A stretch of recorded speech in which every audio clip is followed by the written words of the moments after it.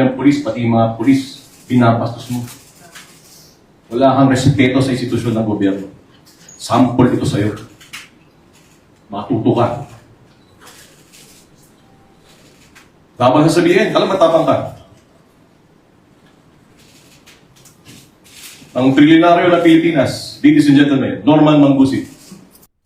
Yan, nalaman kami sa Department of Foreign Affairs. Ngayon alam na ho natin na sa namakmak po ang mga passport niya, iba-iba kong pangalan, iba-iba ang birthday, sana ho, ipakancel na ho natin ang passport niya. Nanawagan din ho siguro kami sa Philippine Statistics Authority, sa PSA. Alam na ho natin na yung kanyang birth certificate, merong pinagkuhanan. Sana po, imbestigahan po ninyo. Kasi ho, hindi ho maaaring ganito Bumibili lang ho tayo ng birth certificate para gamitin sa kawalangan, magkakaroon ng second identity. Ang masakit pa, ulitin ko, ginagamit pa niya ang apelidong Marcos.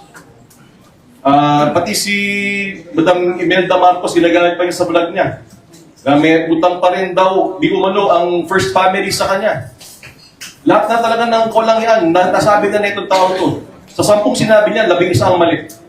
So again, we are doing this for the Filipino people.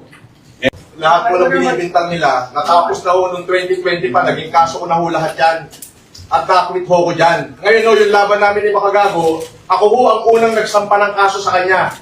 Oo, ako ho unang nagsampa, ako ho unang nawaran. So, ang just fixation lang po sa Huwag kang umiyak! Tanga ka! Iyak! Wala, meron hong dahilan yun. Wala. Pero ang totoo yan, ang just fixation lang, ipinahiya niyo ako buong Pilipinas na ganito, grabe. Mas mabigat yung pinasok ko sa'yo, ito yung waran mo. Deserve mo yan! Deserve! Pako mo! Buti nga sa'yo! Sinamay-damay pa ko! Hampas